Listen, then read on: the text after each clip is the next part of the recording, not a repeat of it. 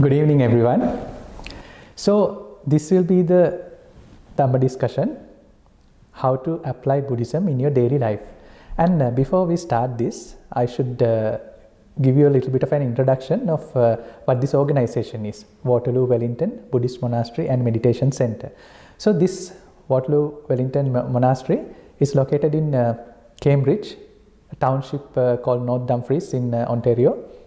And it's actually a beautiful story that this location, the physical location, which is about 80-acre wetland area where the monastery is situated, overseeing that beautiful picturesque view, is actually a house which was built by a lady called Bernice Beale, who was also known as the Turtle Lady at the time, Turtle Lady of North Dumfries.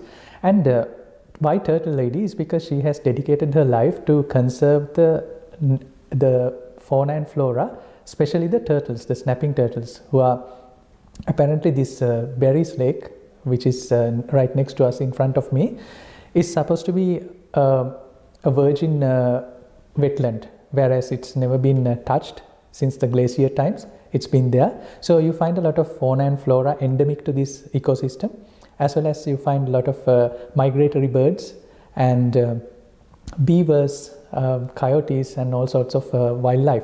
So like this lady has provided a safe haven for all these animals who are seeking refuge, because around this area there's farmlands, and these poor animals would end up here because there's no one to hurt them, because it's a proper conserved area. So like the animals seek refuge in this safe haven, now that we have a Buddhist monastery here, it is also a safe haven for troubled souls all over the world, all over the country, from anywhere in the world. Having said that, I will also give you a bit of an introduction of who I am. So my name is Kalaboila Ananda. I have been a Buddhist monk for the last 4 years, a little more than 4 years. And I was not a monk from my childhood. I became a monk when I was 35 years of age. So I've been spent bulk of my life as a lay person, which is advantageous because in order to speak to a forum, I think I could use my lay experience so that I could relate to your issues more, as well as try to understand you better, because I have been playing quite a few roles a normal lay person would play. So it also sort of reflects my view on what Buddhism is and how I took it. So to start with, I think when I adopted Buddhism, I wasn't really looking after the faith component of it. I was from the very beginning leaning towards being agnostic. Now, what is agnosticism? It's a later on we will figure out what agnosticism or being agnostic is mainly. But I found more and more I learnt Buddhism, more and more I read Buddhism and understood Buddhism, that original Buddhist idea stems from being agnostic. Agnostic is basically, in a very crude way of saying what agnosticism is, that you do not believe in things. It's sort of a common, very crude interpretation would be a non-believer. Well, when you say non-believer, it wasn't really the case, because in order to believe something, you need to really know that for sure, understand it for sure. So in my case, I did not want to understand a faith per se, because I didn't understand that because there was no rationale behind it. As well as I found that it really deserves some more attention, that you need to do some more research before you properly understand a faith. So because of that, I started as an agnostic Buddhist, although my family was a Buddhist background, and I was always a thrill seeker. So being a thrill seeker, I went and was not afraid to go and have fun the way I want. So I've been doing a lot of activities, hobbies, which includes a certain amount of risk factor, and I've been traveling a lot. I have also been an entrepreneur, but towards my latter part of my career, I have been a social entrepreneur. I started a couple of movements, been involved with social entrepreneurship in Sri Lanka, back in Sri Lanka. I was also an academic.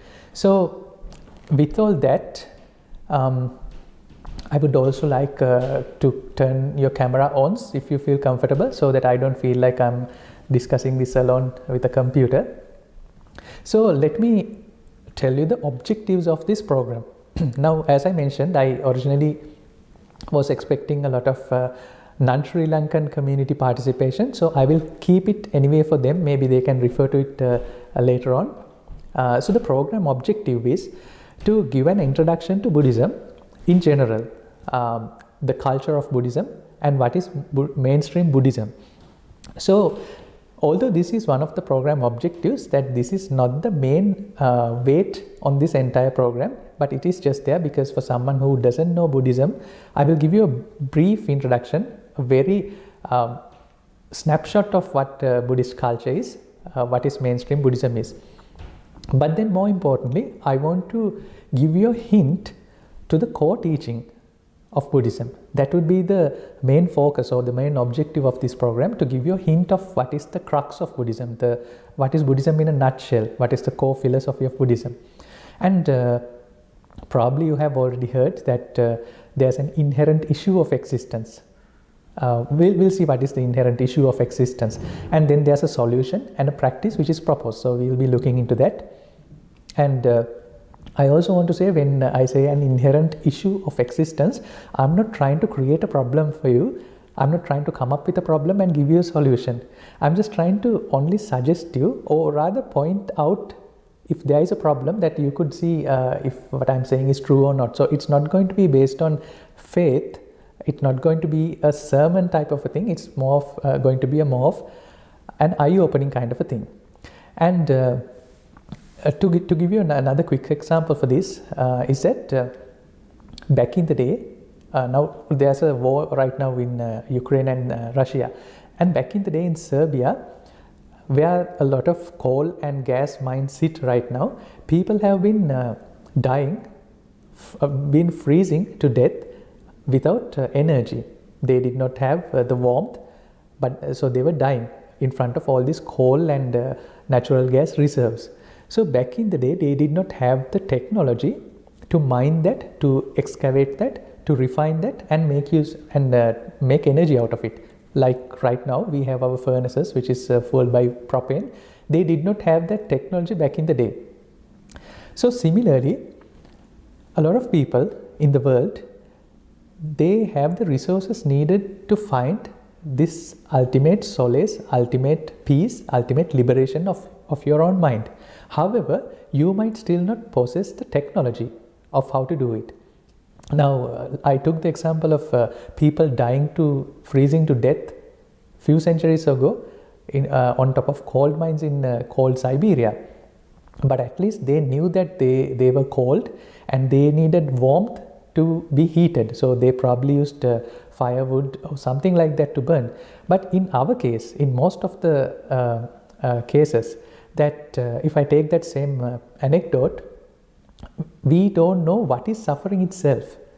We know the side effects of that. We know the heartaches, we know the physical pain of it, but we don't know what really suffering is, which is a key word in Buddhism, which I mentioned as the inherent issue of existence. So that will be another component where I will be covering. So the program objectives again, the culture in general and the core doctrine.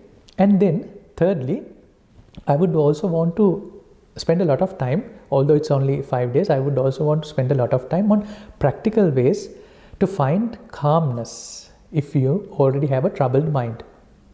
And that I'll be teaching you a couple of techniques on what to do and how to do. And the fourth one, last not but least, is a journey beyond solace. Now, it's nice to have solace, but what is beyond that? In fact, Buddhism, this is sort of the intro to Buddhism. And the real Buddhism, the path of a real seeker, starts after the fourth point. So I do not know if we have the time to spend a lot of time on that within 5 days.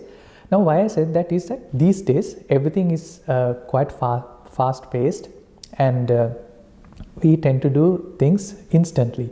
Now there's instant food, there's instant noodles. So we want to hear to an instant version of Buddhism.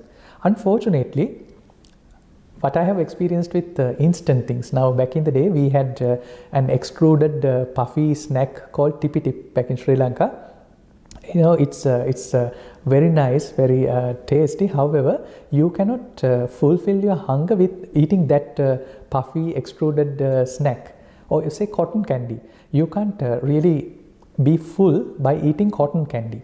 It's instant, but it's not good on the long run. It's not giving you that yield in the long run. So like instant noodles. So the real Buddhism is not an instantaneous activity. It's not a fast food. What you need to do there is you need to first go to the land, prep the land, do the sowing of the seed, fertilize it, irrigate it, look after the crop, and then harvest it. So it's a very long process. So the real Buddhism is not an instant activity. It takes time, it takes commitment.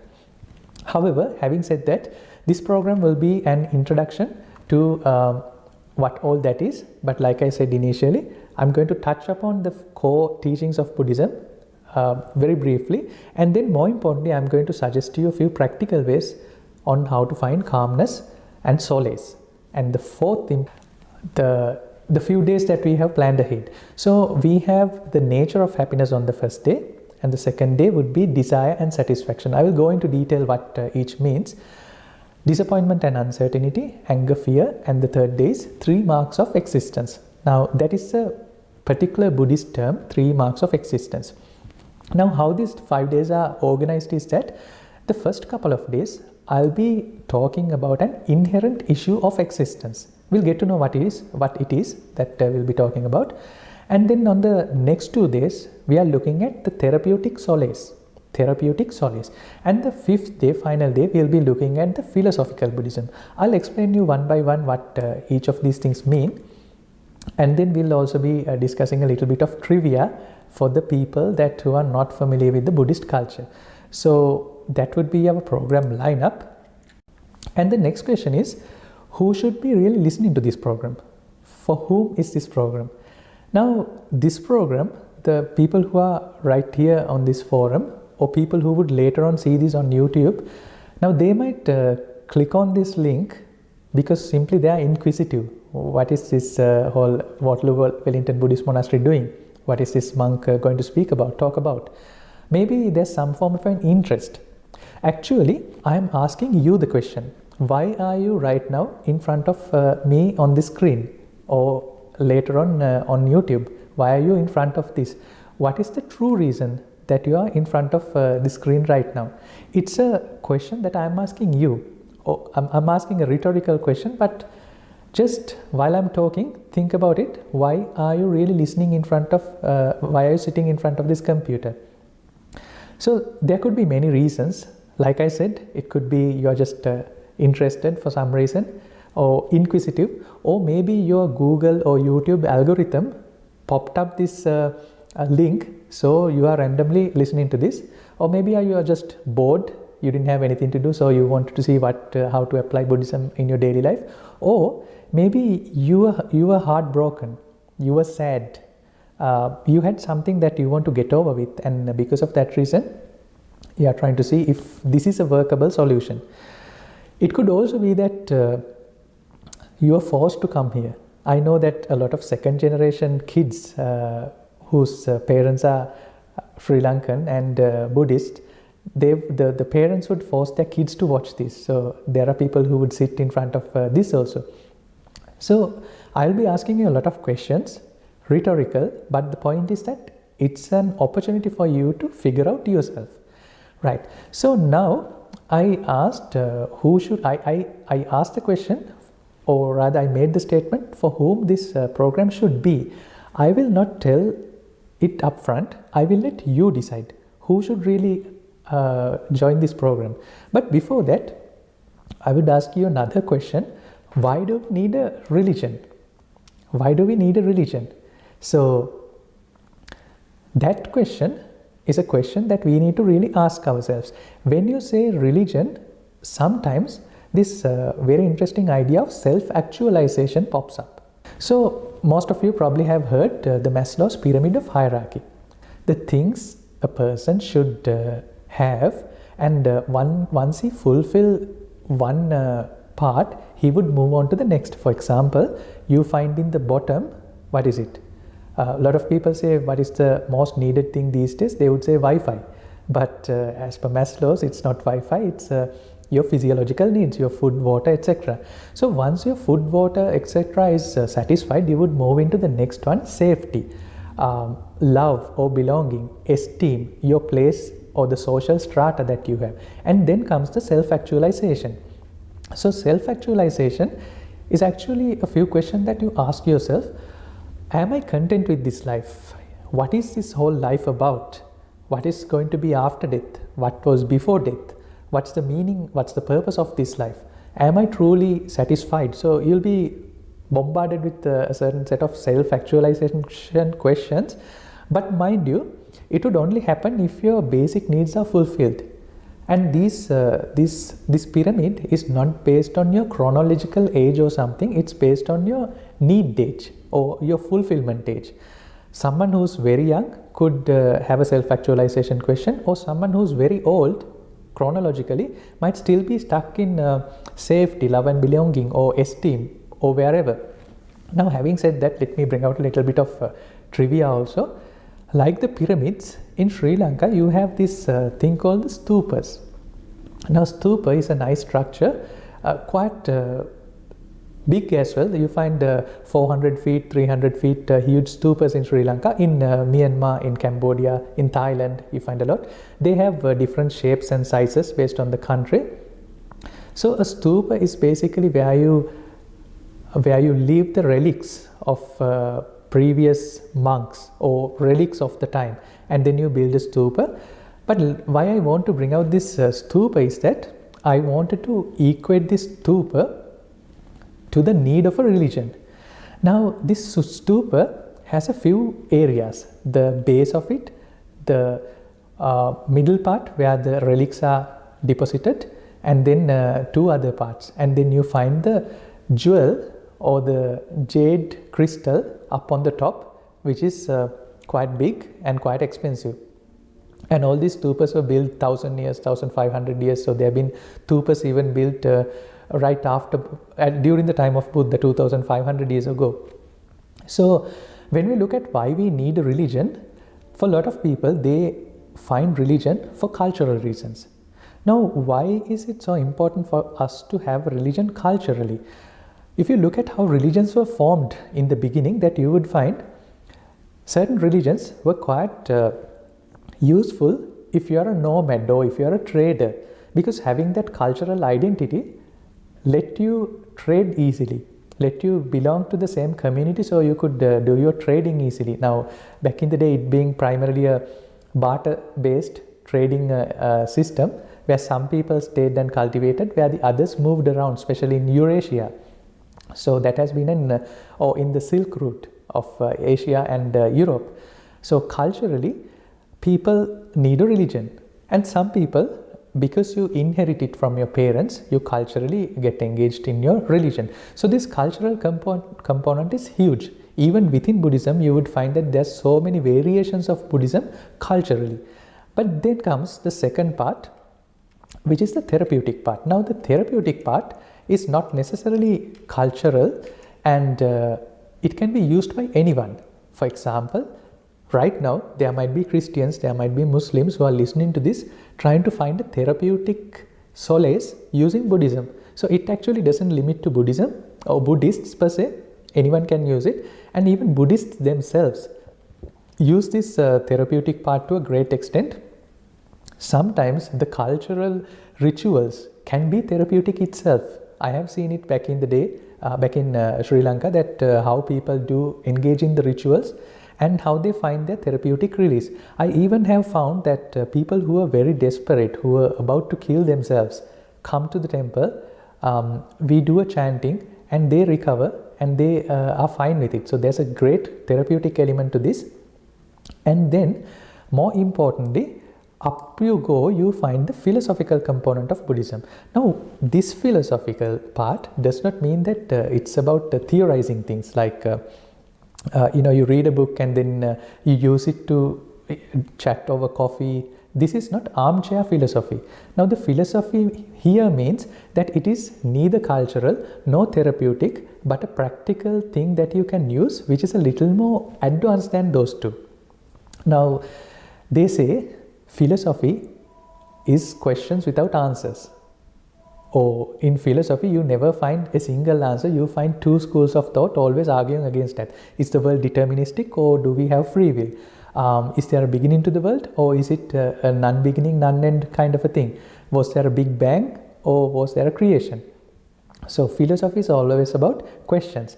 And they say that religion is an answer where you cannot question. Whereas philosophy is questions where you don't have answers. Religion is an answer where you can't have questions. You cannot question religion. But mind you, Buddhism actually does not fall into those two. It is not a mere armchair philosophy where there's only unanswered questions which are bothering for 1,000 years. Neither it's a religion where you need to believe in everything by faith, or you cannot question. You can always question. In fact, this is all about trying to find yourself, trying to find your question and your answer. Hence comes the final part, the epitome of it, the crown, the jewel on the top, the liberation or the self-actualization. Now, I put self-actualization there. However, self-actualization can also be meant for a person who's getting more involved with a religion, therapeutically or culturally. Now, that can mean that as well. But in our case, I take the self-actualization all the way up there. So it's about liberation, and this is how I see the need of a religion for most of the people. Now, I just pointed this out. I laid out a platform or a framework. It's up to you to figure out where do you belong. None of these things are good or bad inherently, but the original idea of Buddhism wasn't to make it a religion to use it only for rituals, neither for therapeutic reasons. Now, I'll also explain what is therapeutic and what is liberation, what's the difference between those two. As I see that there's a marked difference between those two. You give a solace to someone, you give a temporary solace to someone, he gets healed, he or she gets healed, and then he sorts of get into the same trouble again, and then you have to repeat it all over again. Maybe slightly a different technique, but more or less the same technique. But enlightenment or liberation is not a temporary solace, it's an ultimate solution. But we do not want to talk about things that we haven't experienced. So I want to focus this discussion on things that we are experiencing. So it is not magic, it's not a divine message of any sort. It is not something that you have never seen. It has to be something that you know throughout. What I am doing is I am just pointing it out. So that is my only task here. Sometimes Buddha was referred to be a mirror. Now, what does a mirror do? Mirror shows you who you are. It doesn't show you an artificial picture. It doesn't show you an elusive picture like a television, but it shows who's right in front of the mirror. So it shows who you are. So I want to do the same thing through this course. How do we find ourselves? Now, we were talking about liberation and self-actualization in that manner. Not self-actualization in a general manner, but self-actualization in a liberative manner. Now, there would be a few prerequisites for that. Why prerequisites is that I'll show you another interesting image as well. When I was traveling in Asia, I went to this beautiful country called the Philippines, and they have these amazing lakes where it's crystal clear, Palawan Island. So you could see all the way down to the bottom in this crystal clear water. And I'm taking this as a metaphor, as an anecdote, to show you that our mind is also like this. It's like this water body sometimes. Now, in the bottom of this is the core of who I am. My name is Ananda. So the Ananda's core is deep down under this water body. If this water body is murky, I cannot see all the way down. And if this is agitated, where there's bubbles and there's agitated currents all over, then also I cannot see all the way down. But if it's crystal clear, where it's not murky, it's crystal clear, and if the water is does not have currents or agitations or bubbles popping up, that is also clear. So I can then also see what is in the core of me clearly. So similarly, my metaphor is that our mind is also cluttered with things. What are we cluttered with is that we are cluttered with beliefs and prejudices. Beliefs. A belief, I'm equating it to the murkiness of the water. If you believe in a lot of things, if your mind is already preconceived, you would not see a lot about outside world as well as inside world. So that's why I said Buddhism stems from an agnostic point of view. You are not latching onto a belief system, but you're trying to look into yourself and trying to identify what is my belief rather. And the second part is, if your mind is a very compulsive mind, agitated mind, now then also you won't be able to find self-actualization or liberation in this sense.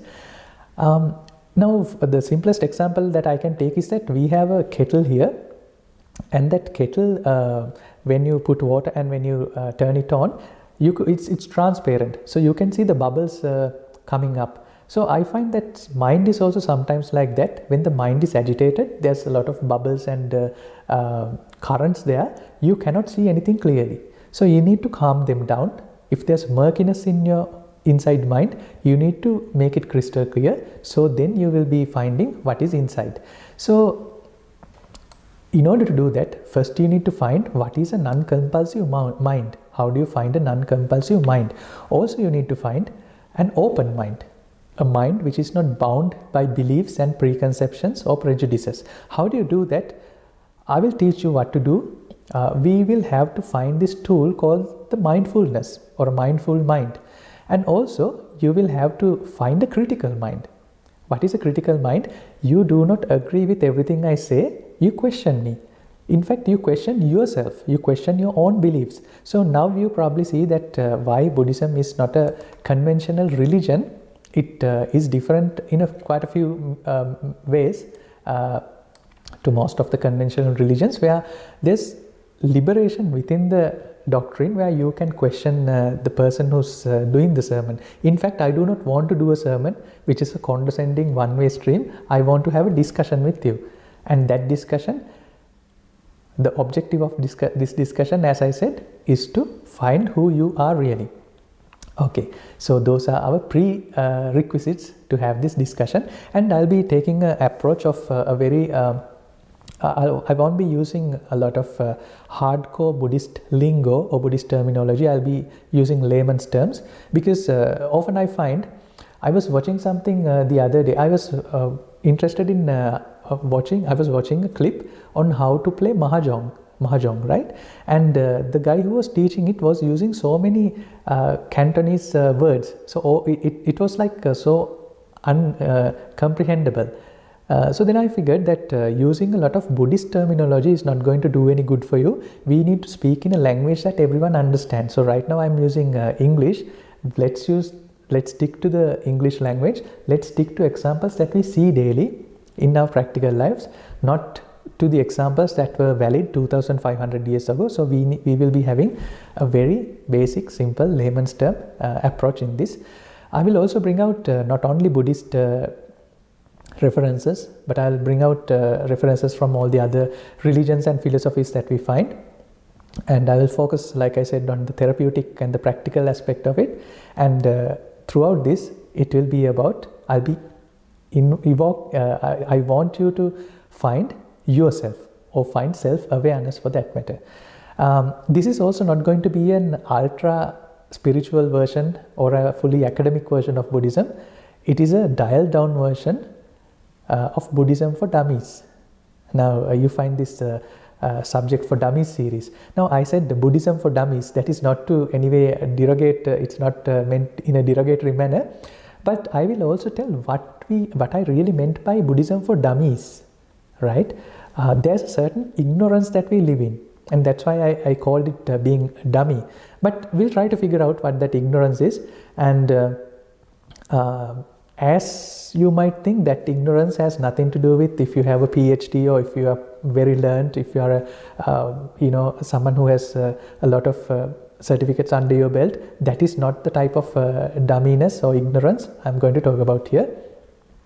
And also, usually these courses start with who Buddha is. There was a princess back in the day, 2500 years ago, and then he did this, that, this was his life, and this was his father's life. I'm not going to do that here. I'll do it later. But what I'm rather focusing on here is what was Buddha really trying to convey. They say that the Buddha we had wasn't the only Buddha. There have been so many Buddhas for so many eons, and they spoke the same thing, they gave the same message. So let's start with that message rather than looking at a personification of Buddha. Without trying to look at the personal life of Buddha, let's focus on the message first. And like I said, this is all your own observations of life, not me telling you what my point of view or my idea of what Buddhism is. I want this to be a relatable self-observation of your life. Okay, right. Now, having said that, that will be the preamble for our discussion. I wanted to ask you a simple question. Now is probably the time for you to turn on your mics and answer some questions. Okay, so let me ask the question first. Why do we live? Now that's a self-actualization question. Very simple question. Might come out as very simple, but the answer is very complicated. Probably you have thought of this or you haven't. But can any good lady or gentleman or a person can answer me, why do we live? What is the reason for our existence? What do you think? Why do we live? Any reason?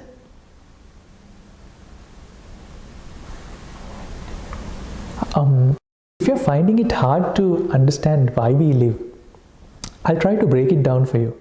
I will ask a follow-up question. What is life? What is life really? So these will be self-actualization questions. Why do we live? We didn't know the answer, straightforward answer. So now we are asking, what is life? If that question is also too hard, let me even dial it down. So I said this is Buddhism for dummies, right? What does a living have and the dead doesn't? What does the living have and the dead do not? So the answer to that question is that we actually don't know how the dead would think or contemplate, because no one is telling us. But we know a dead person wouldn't respond to us. Now, when I was a kid, I had this very bad habit. Whenever I go to funeral houses, I would poke the body of the remains, and that's a very bad habit. And my mom used to scold me all the time. I actually wanted to see if they would respond.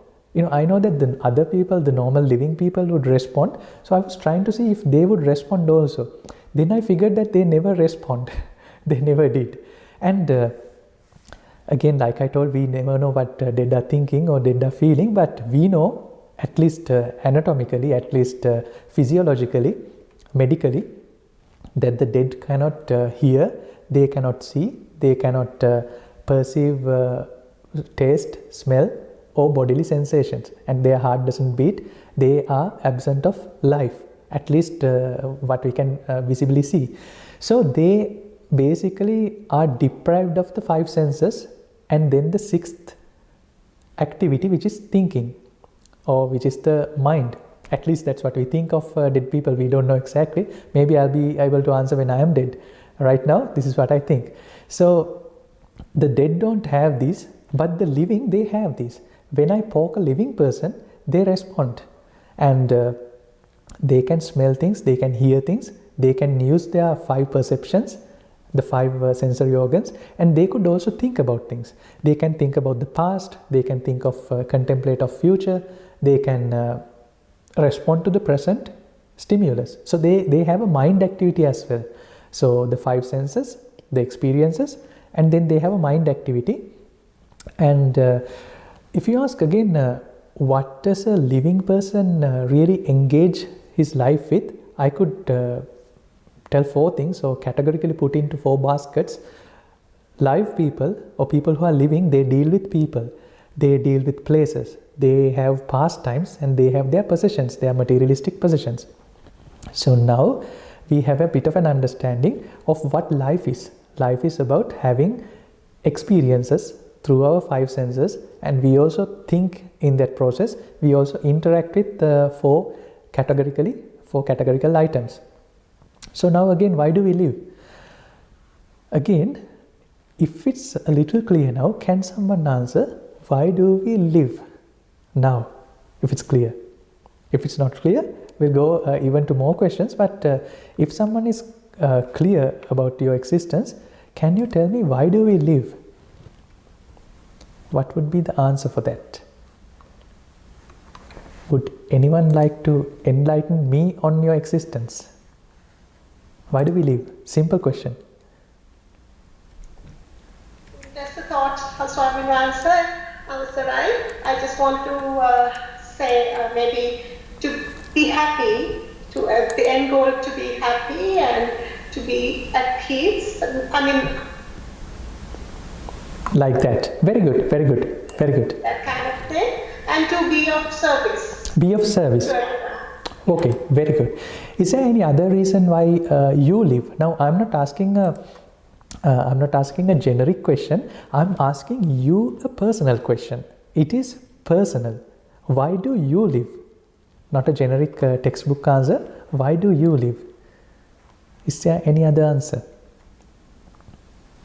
Well, I have duties to perform as a mom. Very good, very good, sure. Very good. And I have family and friends who, I feel that I could be of service. Right. And I'm happy doing that. You're happy doing that. To make the best of it. Very good, very good, very good, very good, very good. In fact, a lot of people in a forum like this, you are a little tensed up, you don't want to answer in this type of a forum, but in most of the friendly chats, when I ask this question, they say, I'm just living because I was born. There's no particular reason. I'm just born, hence I'm living, right? That's the most simple answer that you could give.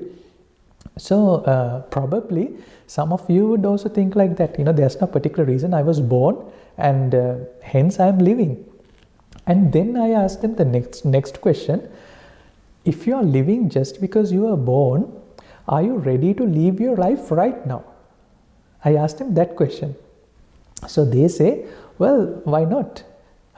They say that sometimes. And then I say, well, this is a vial of poison. It's poisonous.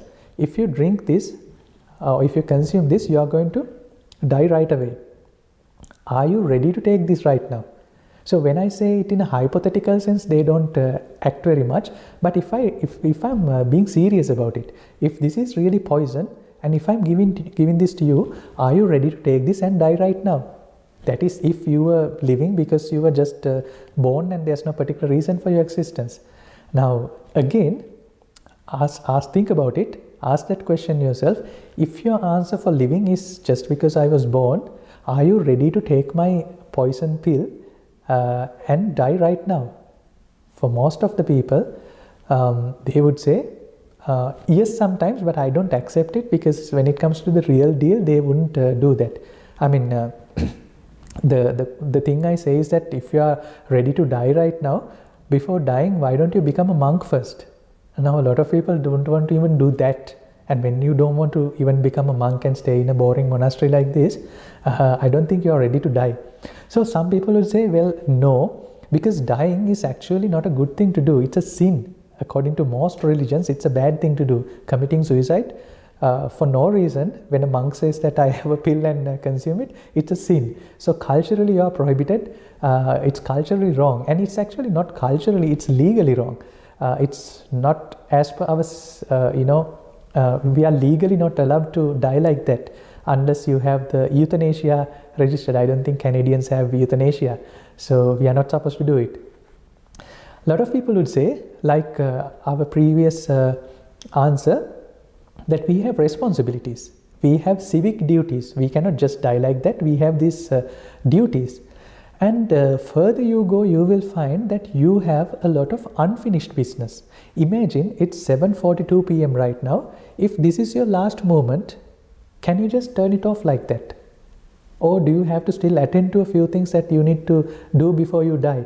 And if I am the decider of your death, how long would you ask me? Can I give you 5 minutes? Can I give you a month, an year, 20 years? How long would you need to finish your business? And often you would find, regardless of the time, no matter how much time I give, you will always have unfinished business, right? You probably cannot leave your loved ones, and you have duties to fulfill, and even at your last deathbed, you will still have a lot of unfinished business. So it's a very nice term which is used that I see in funerals whenever someone is dead. Rest in peace. RIP. Now, I'm always wondering, if our lives have so many unfinished business, how can someone rest in peace? Because you cannot be peaceful, because just before you were dying, you had a lot of things to be attended to. There's mortgage, there's loans, there's education, there's a trip, I don't need to tell you, there's so many. Even an unsent email, unsent WhatsApp message, right? There's so many things. So I'm asking the question again, can you, at 7:43 p.m., can you turn it off and really rest in peace right now? So that is another question to think about. Still, I think probably you are not sure of why are you living. So I will ask another follow-up question. Okay, you probably don't know the answer to why we are living, but what do you think about why do we want to die? Why do people die? Now, I come across a lot of people who want to die, right? And most common answers are that most of the time it's relationship related, breakups, loss of kith or kin. Sometimes it's financial distress, sometimes failure, shame is a big reason for people to die. Sometimes it's medical reasons. I find a lot of people that especially I have met in various places in India, for example, in a monastery, that there's a lot of people who wanted to end their lives because they were medically so unfit. And sometimes there's no apparent reason. You just want to die because your mood is in the wrong place. So I will share my presentation again and show you why would you want to die. Now that's going to be interesting. So why do we live or die? I find it that our mind could stay in two states. Either we can be sad or we can be happy. But that's only one dimension. We have another dimension. We can be hopeful or we can lose our hope. So our mind could be in these two dimensions, and we could belong into one of the four quadrants which this gives. Suppose that you are happy and hopeful, you would have absolutely no reason to die. You would in fact want to thrive, survive, stay for a very long time because you are hopeful and you are happy. You can be hopeful and sad. Now a lot of times, now take people in Ukraine, they are hopeful that eventually something is going to happen, NATO is going to come and they are going to help them out. But they're sad, but they don't want to kill themselves because they're hopeful. And sometimes you find this quadrant where you're sad and you're hopeless. You don't find that little bit of hope. And that's an area, it's a gray area, it's a dark area where people would want to go and think of ending their life. So you see that why people would want to die or why people would want to live. And then you find another quadrant. You're happy but you're hopeless. Now what type of a situation is that? You're happy at the same time you're hopeless. What does that mean? Anyway, we find this also in our lives, that sometimes when your sadness is there, however, if you're hopeful, you would not think of committing suicide or ending your life. But when there's sadness and there's no hope, you probably might think of something like that. And for your life, for you to live, you find that happiness and hope are two things which go very close by. I don't know if it's factually correct, but I recently read somewhere that there was this behavioral experiment where some mice were put onto put onto a sort of a container, water container, and because they couldn't get out, they were drowning. And the first time they were going to drown, and they gave up swimming after 5 minutes. Then what the scientists did was, just when they reached the 5 minutes, their exhaustion limit, they took them out of the water and put them again in the water. Now these mice went on for 15 minutes before they gave up. So I think hope is a critical factor for your life. It's that it keeps this momentum alive, it keeps the flame alive. Even if you are sad, because of the hope, you want to still go on. So we find that in conclusion, our life is about striving or hoping for happiness, something like that. So just see if it's true to you. If your life is also like that, is your life about, or the core driver of your life is hoping and striving for this happiness? Sometimes you enjoy the happiness, and then you strive, or you hope, or you long for that happiness to repeat again. Is that life for you? Maybe not, maybe yes, but now we need to find out an interesting question. What is happiness? Because I want to sort of define the periphery, or the term, or at least for us to discuss further. So what is happiness? Again, without looking at what happiness is directly, let's look at what is sadness.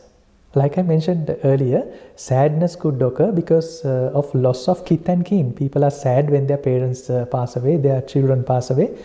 That's a primary cause. Loss of possessions. Your house got washed away. I think in Australia there's a flood right now. So when you lose your materialistic things, your possessions, you are sad. Not being able to travel because of COVID restrictions, not being able to go to the restaurant, not being able to chat with your friends, especially for school-going children and young adults. That's an issue.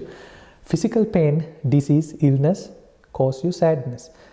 Unfulfilled wishes. You wished for something, but you could not fulfill that. That causes us sadness. So these things cause us sadness, and what causes happiness? Again, without directly giving an answer, I will let you think on these lines. There are certain ingredients for happiness. What are the ingredients? First of all, you need to be able to perceive things in life. When I say perceive things, first you need to have, you need to be able to see things, listen to things. You need your eye, ear, nose, tongue, and the body. You need your sight, sound, smell, taste, and your haptic. You need the touch sensation. You need these ingredients to be happy. Without this, it would make you less happy. If you don't know, if you don't believe me, I couldn't locate it in Canada, but I have seen it in a few other countries, that there are isolation pods. Isolation pods, another name for that is sensory deprivation pods. So what happens there is that you are in a pod which is filled with salt water. There's no sound, there's no light, there's no smell, there's no taste. Even your touch sensation is minimal because you're floating on salt water. So you don't feel the body weight. Only device which is left for you is your mind. And a lot of people, some people like that trip, some people don't.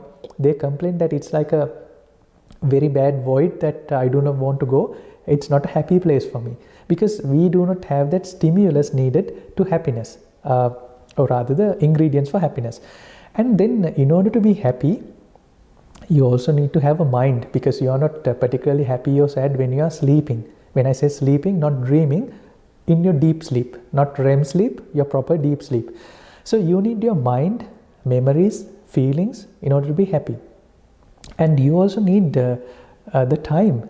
What do I mean by time? You need the past, present, and the future to exist in sync. For example, you look at me right now in your present, but if you did not know that I look like a man from your past, this would not make any sense.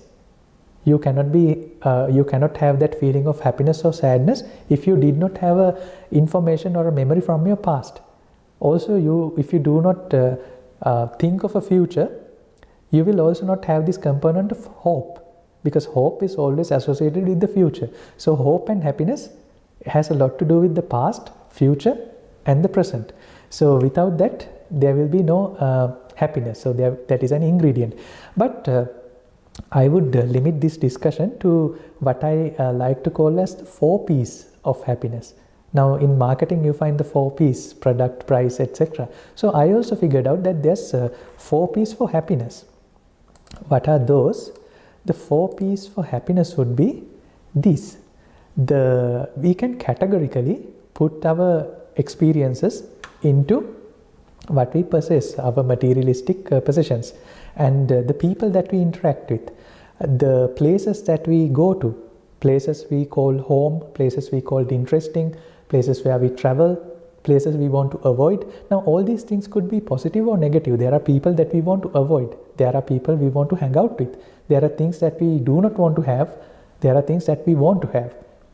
And then there's also pastime. Pastime means your activity, your habit. So the 4 P's of happiness is that possessions, people, places and past.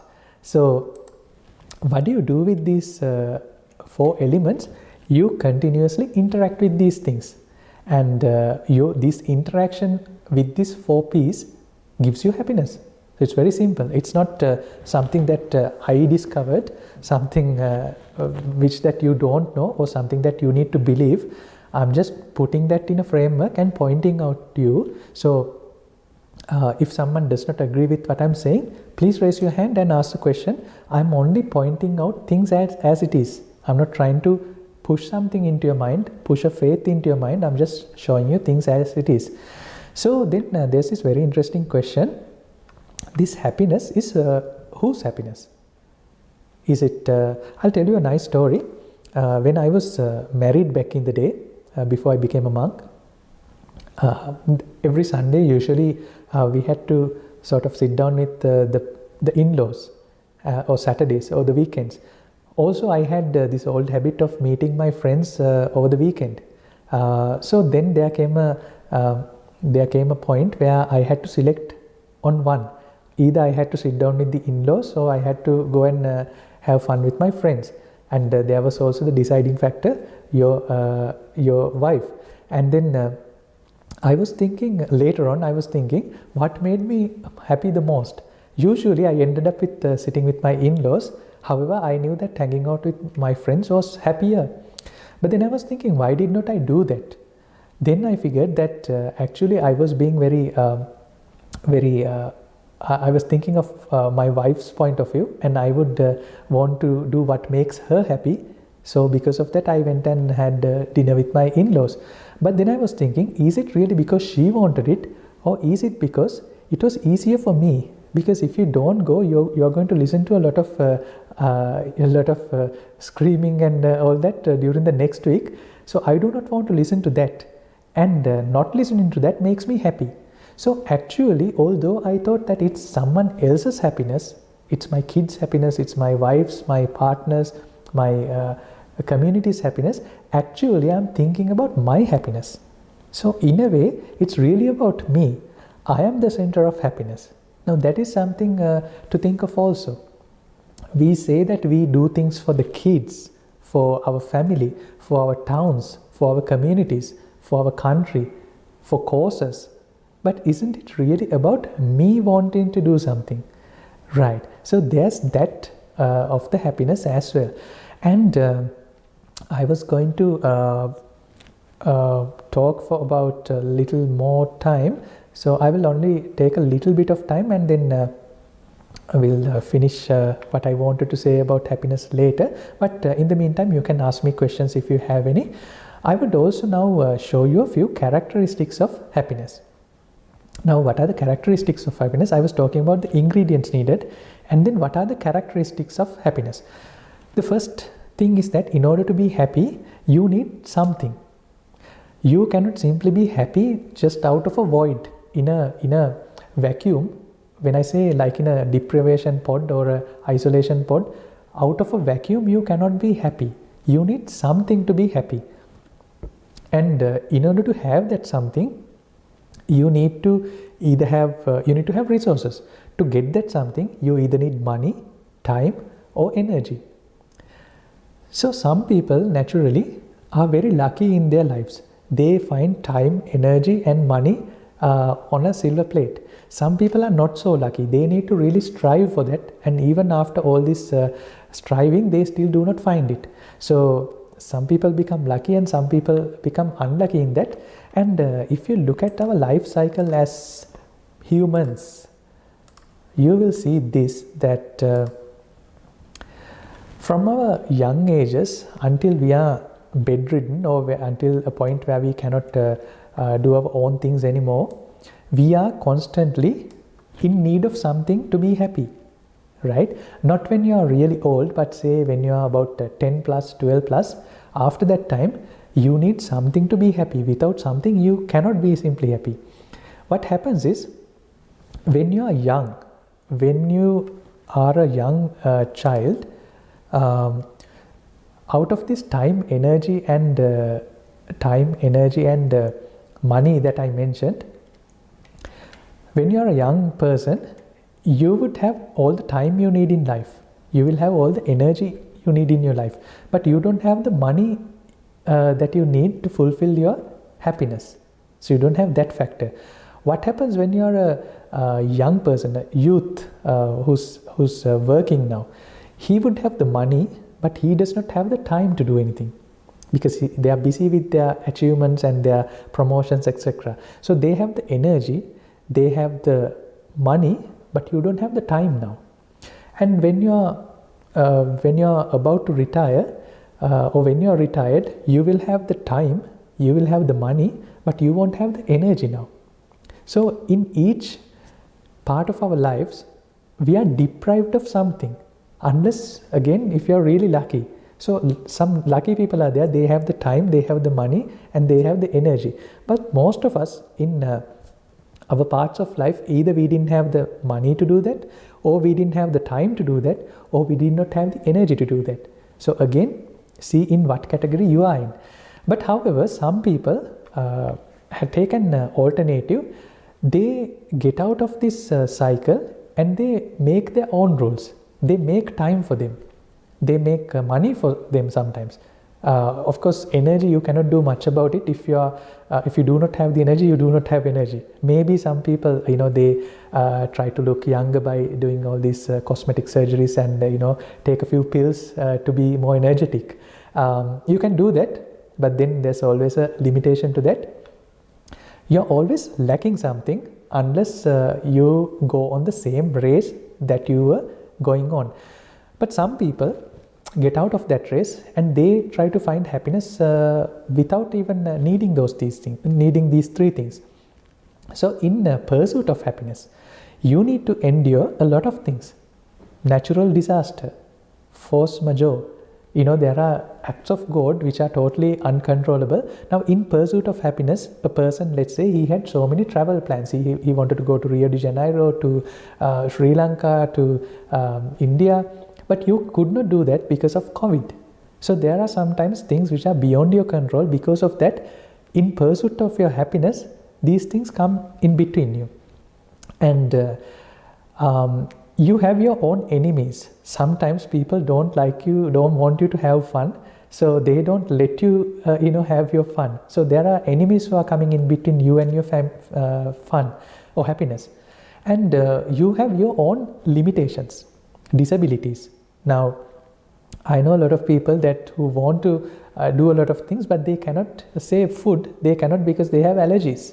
They have some sort of an allergy, and they want to do a lot of things in life, but they cannot because they have physical limitations.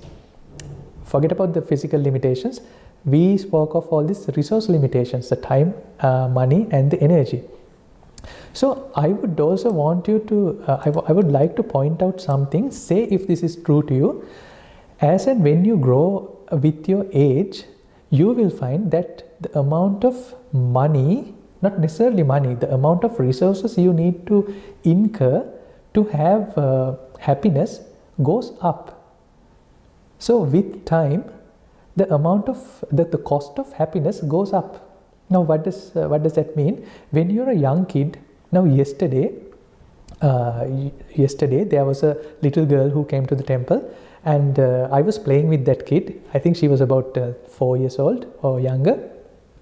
We were playing with stones, and the previous week when she came, I was playing with a boat made out of an A4 paper. So when you are that young, you only need a very you don't need things with a lot of value. It can be just a stone, a pebble stone that we picked from the pot. That's it. And there was a lot of happiness around that. But when you're an adult, you cannot do that. When you're a teenager, you need your PS5, you need your Nintendo, you need your games, you need your computers, you need your gadgets. When you become even more elder, when you grow older, you need to travel, you need the money. So you do a summer job, you get into all these money-making activities. So more and more you evolve in your life chronologically, you need more and more resources. So the first issue of existence, or rather the first character of happiness, is that as and when you grow in your life, you will want to spend more and more in order to find that happiness. Now that spending or the cost is not necessarily financial, it could be energy, it could be time. So what would happen when you are old? Now when you in your younger days, you would spend money for recreational drugs, but when you are older, you will spend money on your drugs which will keep you alive. So that way you need to spend more. And then what happens next? So suppose that it is fine that you spend more and you strive on this, so you somehow run after this happiness, in pursuit of happiness. Once you achieve it, what would happen is that once you have that, like in the good old Maslow's pyramid of hierarchy, you do not want to stay there. Now let's say a kid got a PS5, or as a young adult you got something, you would want to move away from that. It does not give the same satisfaction anymore. Usually a lot of things in life has a diminishing return of satisfaction. What it means is that it's very satisfying to have it interact with this 4Ps in the beginning, but over time it fades away. It's true to people, it's true to a new house, it's true to a new laptop or a phone or a car or any materialistic possession. It's the same for any pastime. You joined a yoga class, you are very enthusiastic, but as time goes, you are not so interested. You don't have time for that anymore. You would see that you are not so interested about it. One exception would be your kids. If you have kids, you would find that we love them forever. It keeps us happy all the time. But most of other things in life, the 4Ps, the people, possessions, places and pastimes, they have diminishing returns after some time. And you will also see, once you have it, the grass is always green on the other side. We are not content with what we have, but we always look at the other side. It's always happier on the other side. So now let's say that you somehow found what you need, spending, your increasing cost. The next thing which would happen is that it would start fading away after some time. And it's almost like this bell curve. If you have seen the ISETS course on your academic thing, or the COVID, all these natural phenomena, they follow this bell curve shape. There's a beginning, there's a peak, and then there's an end. It's true to anything. Take the temperature of the sun, the temperature of the winter. It starts, it peaks, and then it goes down. Anything in this life has more or less follows this cycle. So similarly, happiness also follows this cycle. There's a increasing happiness, there's a peak, and then it starts giving diminishing returns. The happiness goes away. You will find that you are replacing one happiness over another happiness. So as you move on time, you would move from one pastime to another pastime, one person to another person, one place to another place. Now most likely that you are not living on the first house that you bought. It's probably your second or the third house. So you move from place to place. You want to upgrade. You think that this change would give you happiness. However, you see that again it increases. You're very happy, then it starts decreasing, and then you move on to the next one. We also see that sometimes certain things can stay longer, whereas certain happinesses are short-lived. Now, let's take iPhone 5 or Nokia 3310 is an old phone where people in the 90s would remember. People who used phones in the early 2000s or 90s would remember the Nokia 3310 phone. Now that stayed for longer, but then came Samsung S19, 20, 22. They are just going quickly away because things change fast. Things change super fast, and your happiness also change very fast. So within an year, you want to switch your happiness to a better upgrade, Samsung S23 maybe. So you find that this is also a nature of happiness. Certain things stay for long, certain people stay for long, certain places stay for longer, certain possessions, certain pastimes stay for longer, but certain ones, they come and they go quite fast. You will also find this. Now these are some people that I have seen. Avicii was the world's most famous DJ, was one of the most famous DJ in Tomorrowland, the biggest music festival. The Anthony, who was a chef, and Bill Gates and Elon Musk. Now let's talk about these people. You will see that the first two celebrities, they decided to end their lives. I'm sure that they have their own reasons, but looking from an external perspective, that we see that they probably everything that a person could want in a lifetime. First of all, you need to get money in order to have fun. Both of them had enough money, and a lot of people strive to get that money. They strive to get that money. So thinking that it would give you liberation to travel, to buy what you want, to do whatever you want, to do that. However, there's one more important thing than money, which is fame or love. Even if you look at the Maslow's pyramid, the people loved these two characters. Avicii was loved by everyone. There was such a big following. There were so many fans. People really loved this person. So it's easy to get money, but it's not so easy to gain fame and love from people. So they had that. However, they thought, well, I have these things, but it's not good enough for me, so I want to end my life. Maybe there were other underlying causes, but at least looking from the surface, looking from as a third party, we see that this happened. However, Bill Gates, on the other hand, had the same thing. I mean, we love him because I hate him now because my Windows Word expired, so I hate him now. So I'm using Google presentation. However, a lot of people, I mean, we love him because we are using Windows. He has done a lot. He has his charity with Melinda and everyone. So he's a loud character. Elon Musk, again, brilliant person, one of the best entrepreneurs in this century, good innovator, trying to go to Mars. Now they also have love, money, etc., but they are not trying to commit suicide like the previous two people. Now what keep them alive, but not the other two? They decided to end. If you look at Bill Gates and Elon Musk both, they are trying to achieve something that they will not be able to fulfill in their lifetimes. Now Bill Gates want to end poverty, or end hunger rather, in Africa, in Asia. He would want to do that. Now that is not something that he would likely succeed in doing. But at least that simple hope keeps him alive, that he don't want to end his life because of that. Elon Musk wants to go to Mars. Maybe he would do that in his lifetime. And let's say that once he get there, he would want to go to Uranus or Pluto. He would find another destination that he would want to venture out to. So that keeps your life going.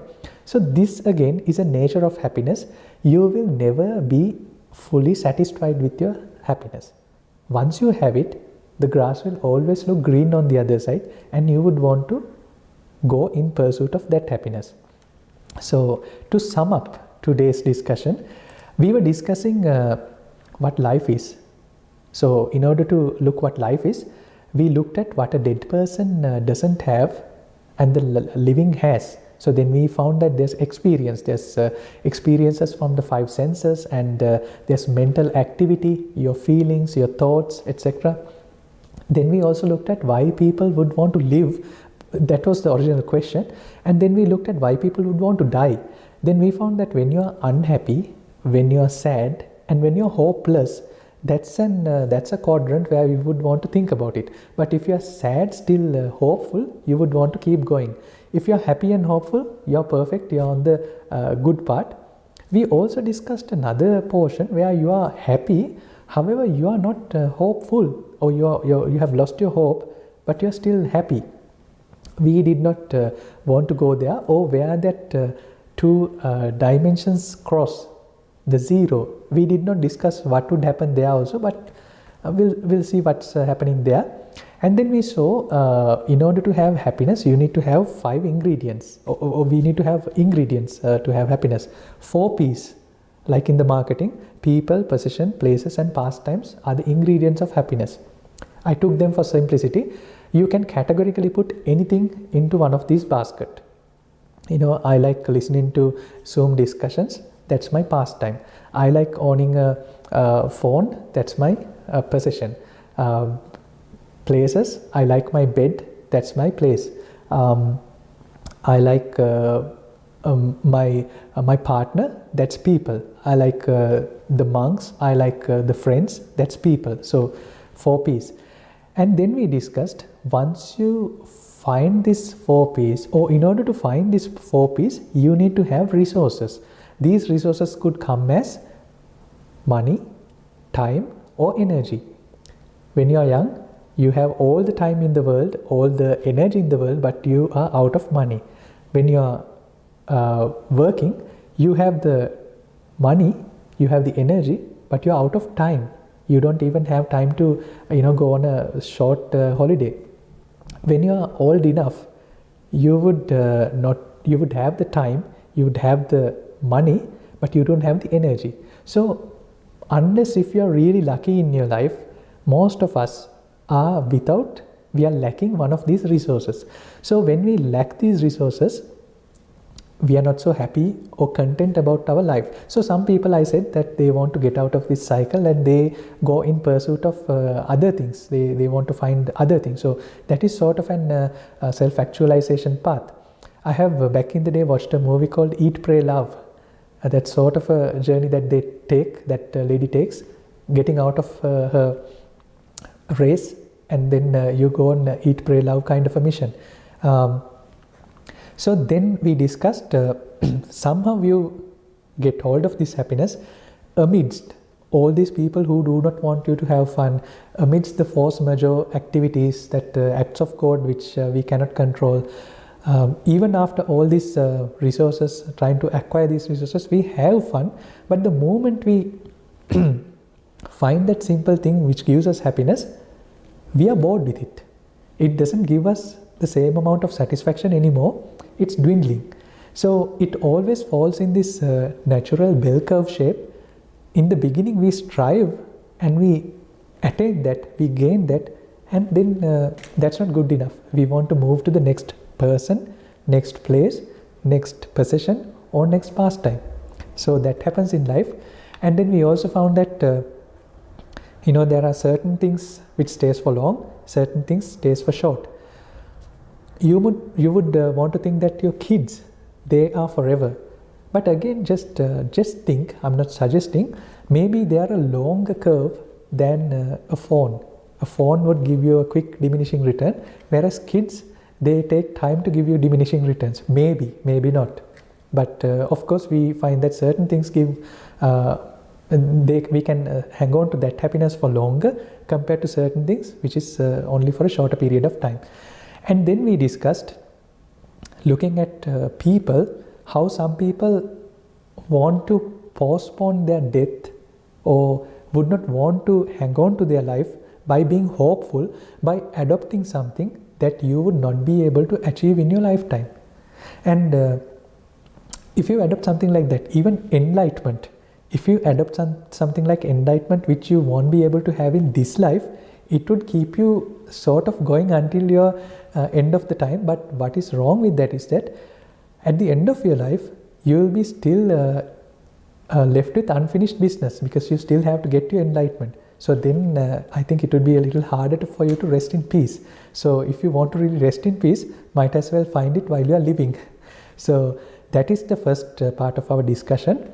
So next week we'll be talking about more characteristics of happiness, and what is really happiness and what causes this happiness, and what are the reasons for this happiness to be like that. Why is it has its own bell curved shape? Why is it like that? We'll be going there. So now I would like to ask you to ask me questions if you have arising from what we've been discussing today. If there's something that I could I could answer right away, it would be the time. And if you disagree with something, if you do not like any part of this presentation, please go ahead and ask your questions, shoot your question. We have a couple of minutes before we conclude it. So, question time. Well, first I just want to say thank you very much for taking the time out of Saturday to be with us tonight. It's greatly appreciated. Thank you.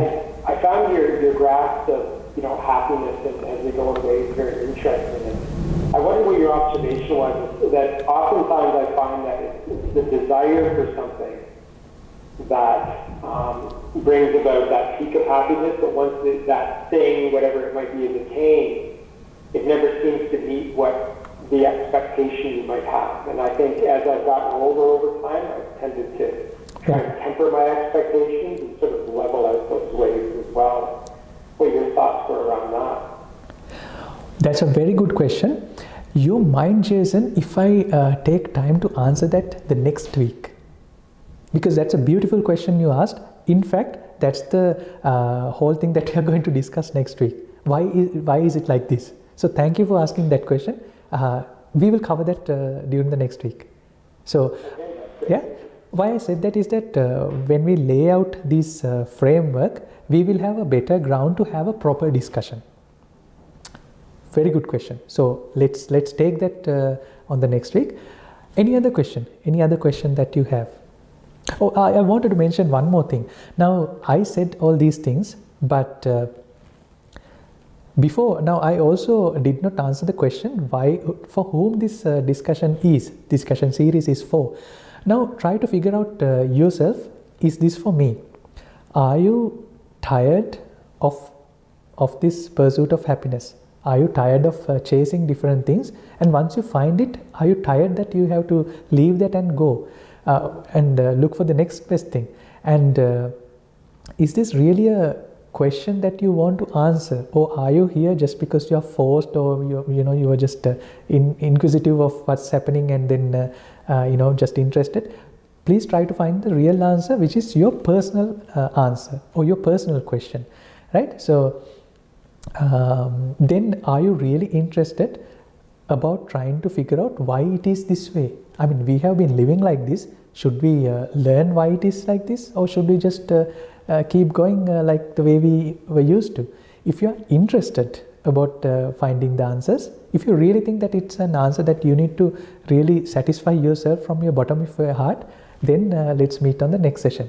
So again, if you have questions, please do ask me relating to today's discussion. Regardless of that, let's have the discussion next week as well. Same time, 7 p.m. Eastern time. It will be daylight saving from next week. So let's see everyone again next week.